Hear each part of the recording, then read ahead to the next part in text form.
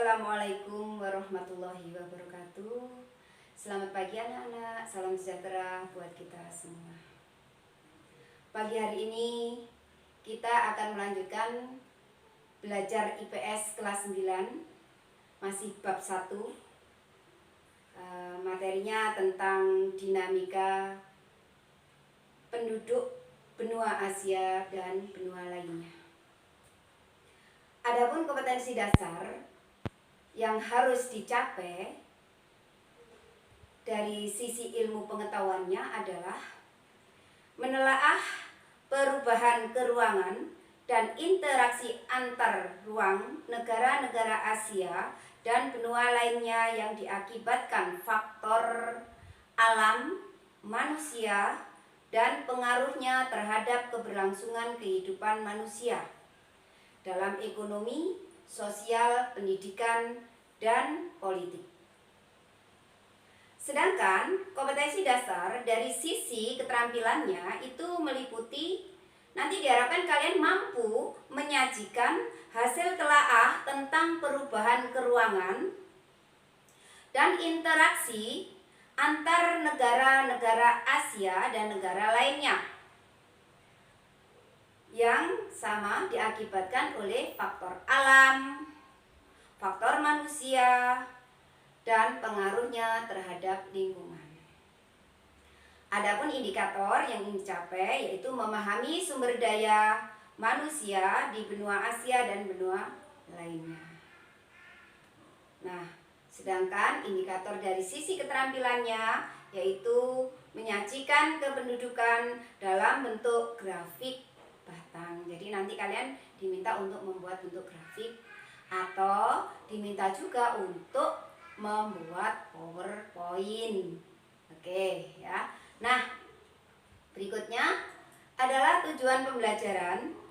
Tujuan pembelajaran pada pagi hari ini, nah diharapkan setelah kalian mengikuti proses pembelajaran, maka kalian mampu memahami sumber daya manusia dan benua Asia serta benua lainnya. Misalnya kalian tahu tentang jumlah penduduknya, persebarannya, kemudian komposisi pertumbuhan penduduknya, dan juga tingkat pendidikan, kesehatan yang terkait dengan kualitas penduduk dunia. Jadi kualitas penduduk dunia. Dan kalian nanti mampu menyajikan data dengan memakai atau membuat PowerPoint. Baik, kita lanjutkan. Secara ringkas Ibu sampaikan bahwa dinamika penduduk yang ada di benua Asia dan benua lainnya, saya awali dari Asia dulu. Asia itu merupakan negara yang paling banyak penduduknya dan nomor 1 di dunia. Pertumbuhan penduduk relatif tinggi dan sebagai negara yang berkembang. Beberapa ras yang ada di benua Asia antara lain adalah ras Indo-Aryan, ras Melayu, dan yang paling banyak itu adalah ras Mongoloid. Sementara benua Amerika itu adalah benua bagian utara yang didominasi oleh negara-negara maju.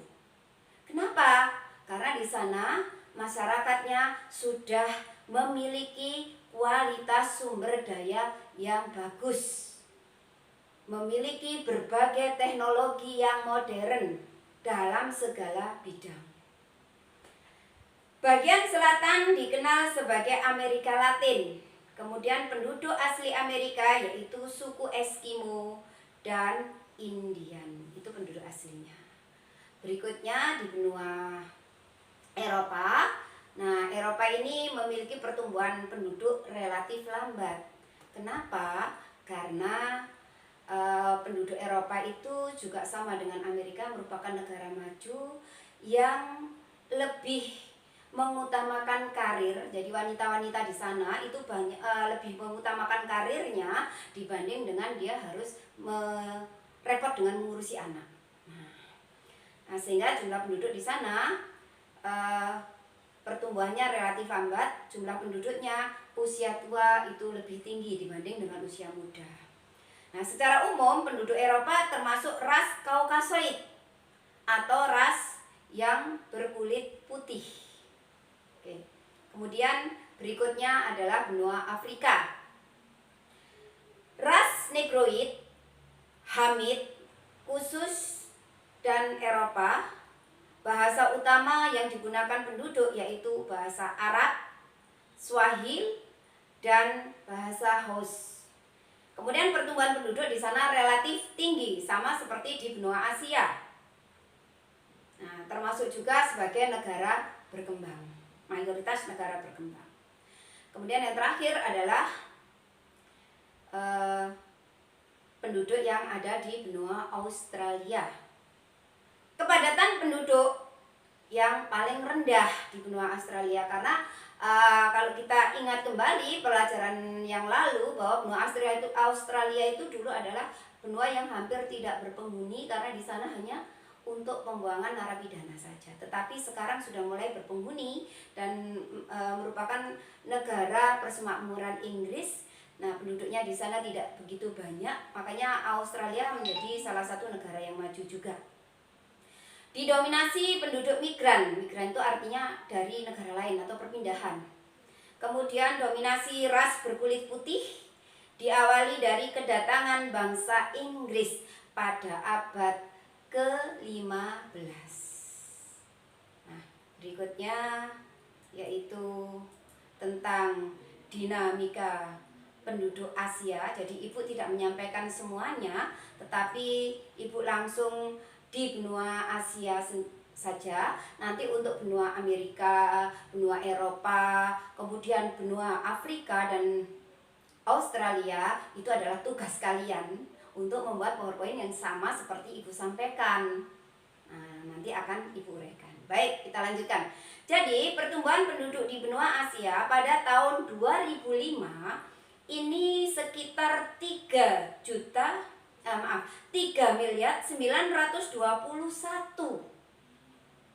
Nah, sedangkan pada tahun 2015 menjadi 4.397 miliar. Sehingga dalam 10 tahun jumlah penduduk meningkat sebesar 476 juta. Nah, ini adalah peta benua Asia. Ya, silakan diperhatikan, ini merupakan peta benua Asia. Berikutnya, nah, ini adalah gambar populasi dari penduduk benua Asia. Gambar populasi penduduk Asia, khususnya di negara kita, yaitu negara Indonesia. Nah, kalau kita lihat pada tabel berikut ini, nah, maka negara Asia yang paling padat penduduknya itu adalah Tiongkok, ya. Kemudian India, yang ketiga Indonesia, yang keempat Pakistan, yang kelima Bangladesh. Jumlahnya bisa kalian saksikan sendiri. Di Tiongkok itu ada 1.409.517.397 miliar. Kemudian di India ada 1.339.180.127. Kemudian di Indonesia ada 263.991.379 jiwa. Pakistan 197.15.955 dan di Bangladesh itu ada 164.669.751.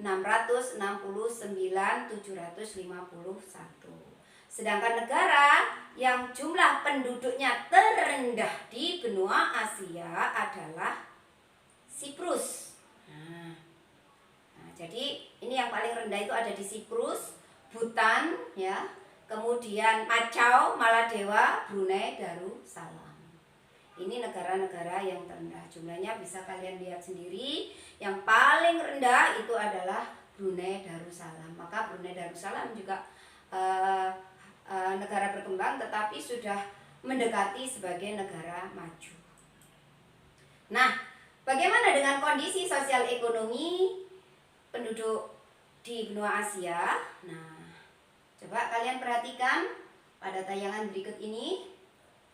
Jadi di benua Asia ini terdapat beberapa ras, yaitu di Asia Utara dan Asia Tengah mayoritas adalah ras Kaukasoid atau Europe. Asia Timur dan Asia Timur dan Asia Tenggara sebagian besar adalah ras Mongoloid. Kemudian Asia Selatan bagian tengah didominasi ras Kaukasoid yang orangnya ganteng-ganteng, tinggi besar ya. Kemudian Asia Selatan bagian selatan didominasi ras Negroid yang hitam seperti saya tapi manis ya. Misalnya suku bangsa Dravida di India Selatan dan Sri Lanka. Kemudian di Asia Barat atau Timur Tengah bagian selatan, khususnya negara-negara di Semenanjung Arab atau Yaman, Oman, ini didominasi oleh ras Negroid yang berkulit hitam, tinggi-tinggi, orangnya tapi keker kuat. Kemudian Asia Kecil, Asia Barat atau Timur Tengah bagian utara didominasi ras Kaukasoid atau Europe dan ras Negroid. Nah, bahasa yang digunakan beragam. Ya, ada rumpun bahasa Indo-Eropa atau India Arab, kemudian bahasa Altai itu untuk bangsa Turki, Semit digunakan penduduk Semenanjung Arab, Sino-Tibet ini meliputi bahasa Mandarin dan mayoritas bahasa di Asia Tenggara. Nah, setiap negara itu memiliki bahasa daerah sendiri-sendiri seperti halnya di negara kita, yaitu negara Indonesia. Oke. Berikutnya, keanekaragaman kondisi lingkungan di benua Asia itu mendorong heterogenitas, jadi beragam. Mata pencarian penduduk, ada pertanian, ya, ada perdagangan, kemudian ada industri, pertambangan dan jasa, ada 5 dalam bidang usaha. Oke, berikutnya, nah, kalian bisa lihat ini adalah gambar dari ras Kaukasoid. Ganteng-ganteng. Nah, yang paling pinggir sana yang brewokan itu adalah orang India. Nah, Amitabh Bachchan ya. Oke, nah ini pasti kalian nggak lupa ini ya. Ini adalah ras Mongoloid, ada Jackie Chan ya. Nah, terus siapa lagi itu? Oke. Nah, ini yang ras Negroid. Ya. Kulit hitam, hidungnya mancung, bibirnya tebal ya. Oke. Demikian tadi anak-anak ulasan singkat tentang materi benua Asia. Jadi dinamika penduduk di benua Asia. Selanjutnya adalah tugas untuk kalian, yaitu kalian nanti membuat PowerPoint ya tentang pertumbuhan, dinamika penduduk di Amerika, kemudian penduduk di benua Afrika, pertumbuhan penduduk di benua Eropa, dan pertumbuhan penduduk di benua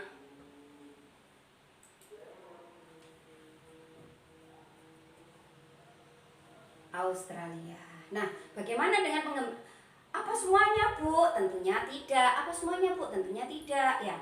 Jadi nanti dibagi sesuai dengan nomor absen per kelompok. Nah, kalian bisa komunikasi, bisa telepon ya, atau lewat WA. Karena kan kalian tidak boleh bertemu langsung, jadi bisa lewat WA. Atau kalian ambil saja buku pelajaran IPS ya, buku pelajaran IPS. Nah, silakan kalian buka buku yang pernah Ibu sampaikan, baik dari buku PR Intan Pariwara atau buku yang diterbitkan oleh Kemendikbud dari buku paket yang wajib. Nah, Ibu selalu menyampaikan kepada kalian sebaiknya kalian sudah mulai memiliki buku pegangan, yaitu buku IPS kelas 9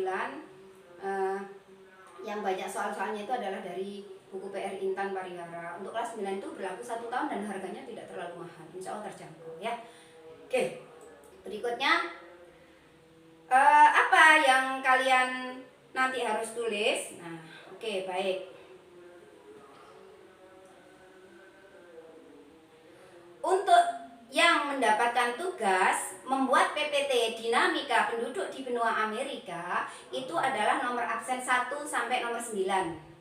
Kemudian untuk absen nomor 10 sampai nomor 18 itu membuat PPT dinamika penduduk di benua Afrika.